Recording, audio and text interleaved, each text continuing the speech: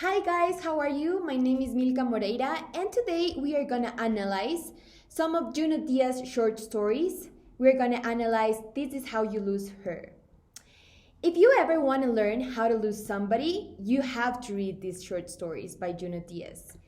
Because this collection of short stories are a great instruction guide to just do that, to lose her. Junot Diaz is a Dominican American writer. He was born in Santo Domingo, Dominican Republic. That's why we have this background right here, because we are going to imagine we are in Dominican Republic for a second. And that's actually what you feel by reading his short stories. You feel if you were already there. Coming back to him, he was raised in New Jersey, and he graduated from Rogers University, where he majored in English.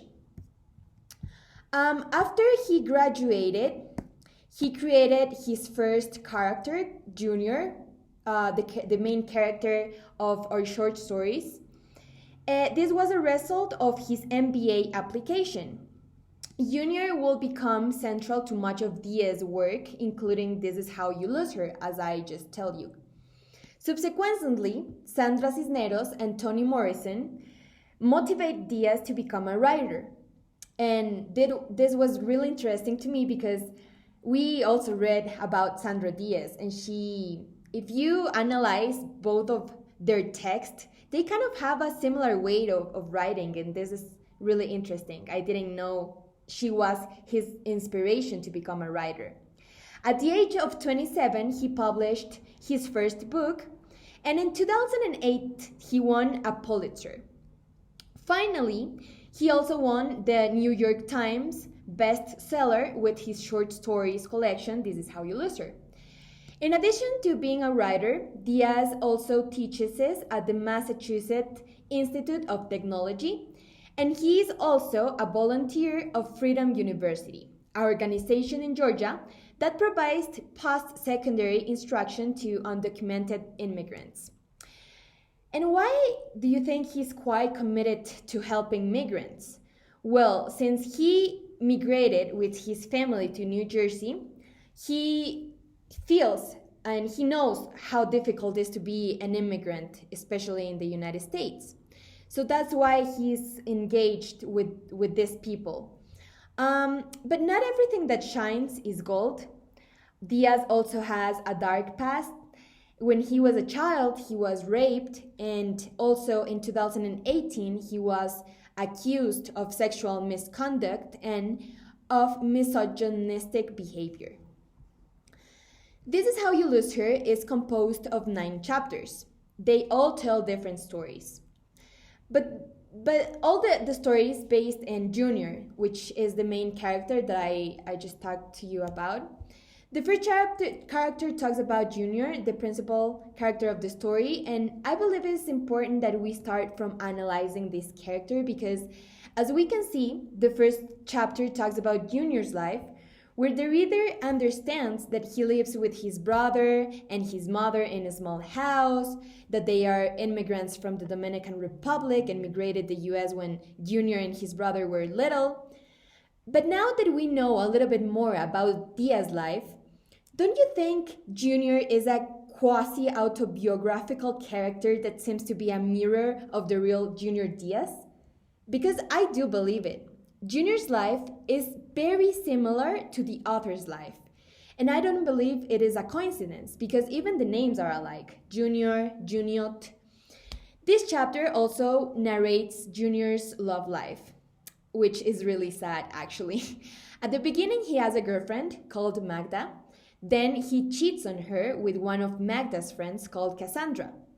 Things get worse when Cassandra writes Magda a letter telling her about everything that happened between her and Junior.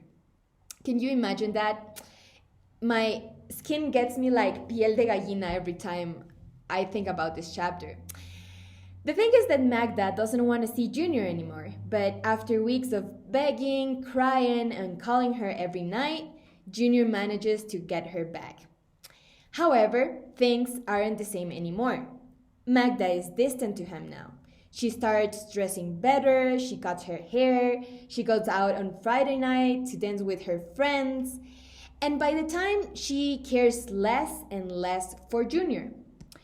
Personally, I didn't enjoy reading this first chapter because as a woman, I put myself into Magda's shoes, and it is very painful what she's going through, right? Sadly, I believe a lot of us have gone through this before, so we can really feel Magda. Diaz uses a lot of details in this chapter, at the point that the reader gets so into the story and can even feel what Magda's feeling. Like literally, I was reading this part when Diaz describes how she's feeling, like in her inside, when she is like in her room thinking about everything that happened. And I literally, like, it literally hurt.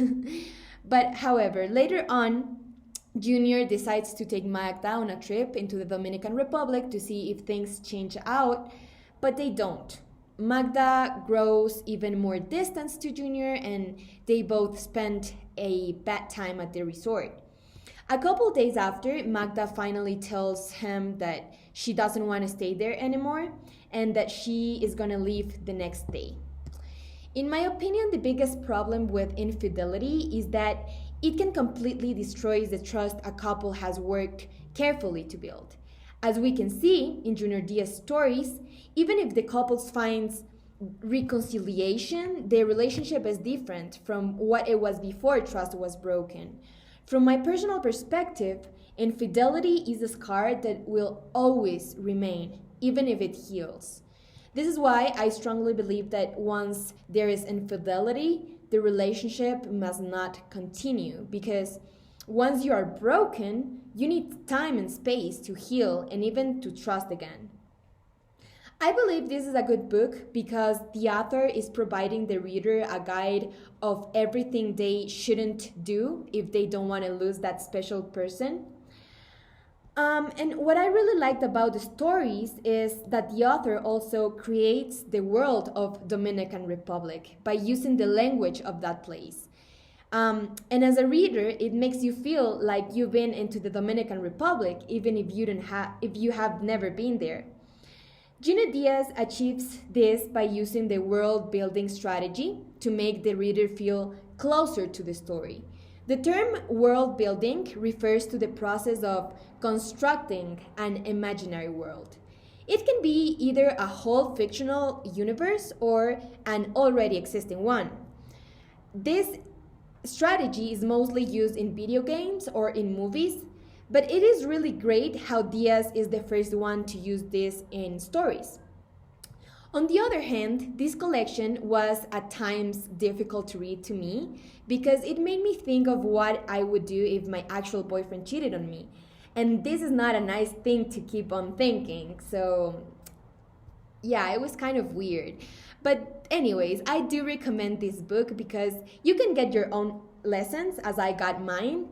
And the way Diaz makes you feel part of the story is really amazing. So I really recommend it and I hope you guys enjoy it.